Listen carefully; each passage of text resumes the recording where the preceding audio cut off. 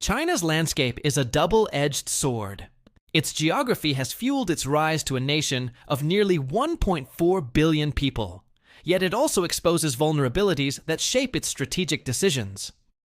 From its nutrient-rich farmlands to its militarily strategic Himalayan territories, China's physical landscape plays a crucial role in its development. In this video, we delve deep into the impact of China's geography on its path to power.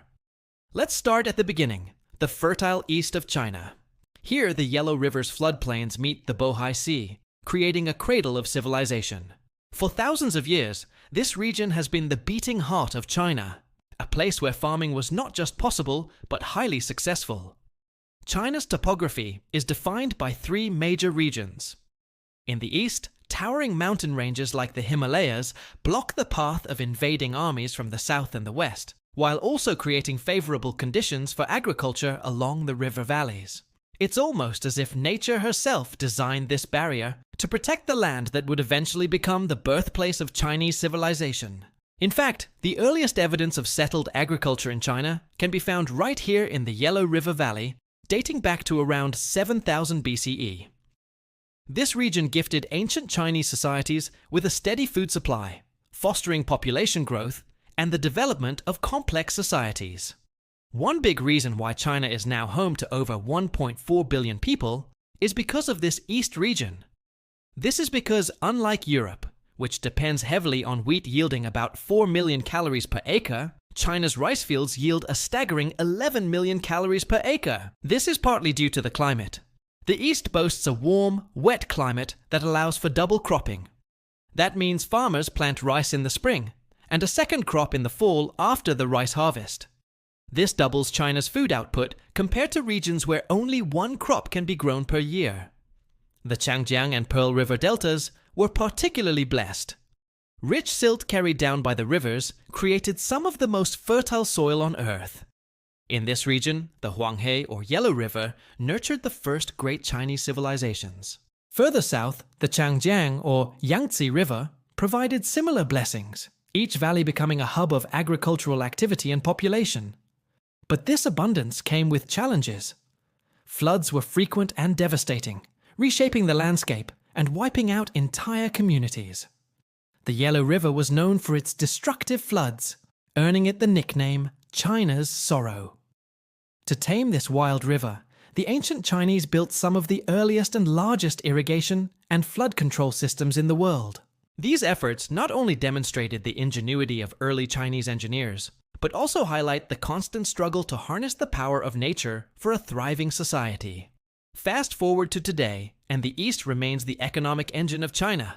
Major cities like Shanghai and Hong Kong are global financial hubs. Shenzhen, once a small fishing village, has transformed into a technological powerhouse and home to some of the biggest tech companies in the world. And it's no surprise that this prosperity has led to rapid urbanization. Today, megacities like Beijing, Shanghai, and Guangzhou are home to millions. Skyscrapers pierce the clouds, and high-speed trains connect cities in a matter of hours. All of this points to the power of China's physical geography.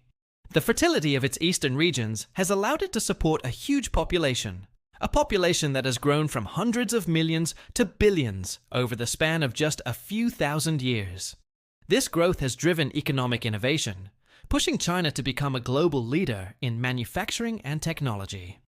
But this very abundance comes with challenges. The concentration of people and industry in the East has led to issues like overcrowding, environmental pollution, and a widening gap between urban and rural areas. Balancing rapid development with the need for sustainability and equitable growth is a challenge that China's leaders continue to grapple with. In stark contrast to the bustling East is the Tibetan Plateau. Also known as the Roof of the World, this high-altitude region is mostly a part of the autonomous region of Tibet. The plateau is culturally and geographically distinct from the rest of China.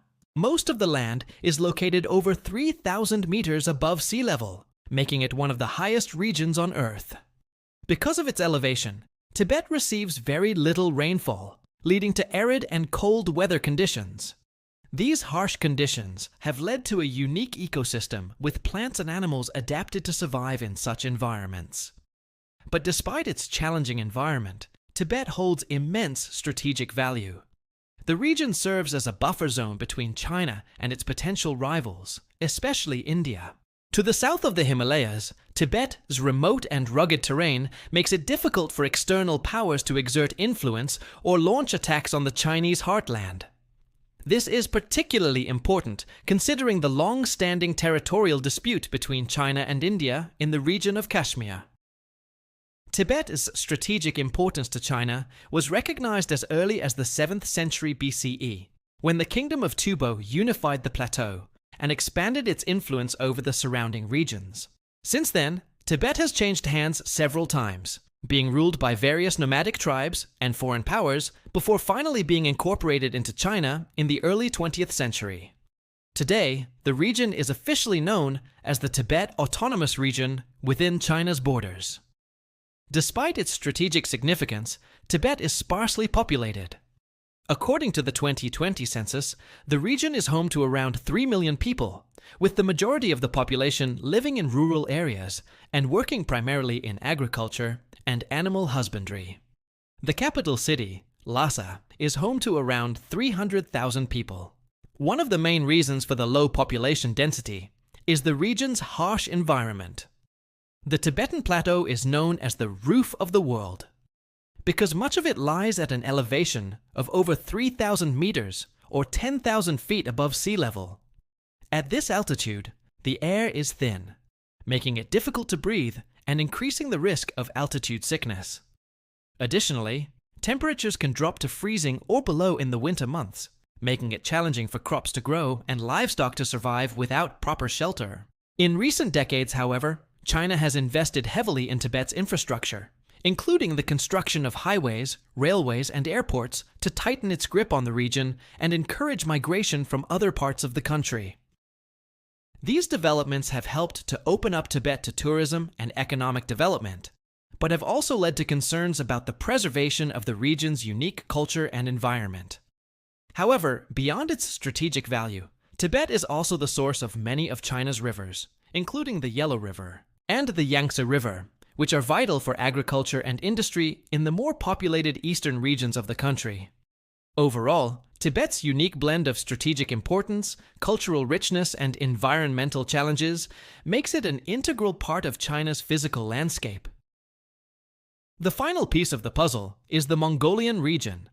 To the north, Mongolia shares borders with Russia and the northern part of China. It's a vast, flat, arid landscape with few natural barriers. Mongolia's geography makes it more vulnerable to outside influences, something that has shaped its history. In medieval times, Mongolia's open steppes allowed nomadic tribes like the Mongols to unite and create vast empires under figures like Genghis Khan. These empires stretched from the Pacific Ocean to Eastern Europe, demonstrating the impact of the landscape on the rise of powerful entities. Today, Mongolia is a buffer state between China and Russia, a strategic position that offers both opportunities and challenges. The region's flat terrain and lack of dense population make it a potential corridor for military movements. However, the harsh continental climate with extremely cold winters deters large-scale invasions. Modern Mongolia is a democratic republic with a strong emphasis on preserving its unique culture and traditions. But its strategic location continues to influence its relationship with its larger and more powerful neighbors. In conclusion, China's geography is a double-edged sword. The fertile lands in the east made possible its remarkable population growth and economic success, while also leading to challenges like overcrowding and resource constraints. The Himalayas safeguard China from external threats while posing logistical difficulties for its military ambitions. Finally, Mongolia's openness and vulnerability offer strategic value as a buffer state, but also expose it to external pressures. China's journey through history highlights how a nation's physical geography can both empower and challenge its path to greatness. And as China looks towards the future, it must continue to navigate these complexities to ensure stability and sustainable growth. Thanks for watching. If you enjoyed this video and want to learn more about China's history, stay tuned for more videos. See you in the next one.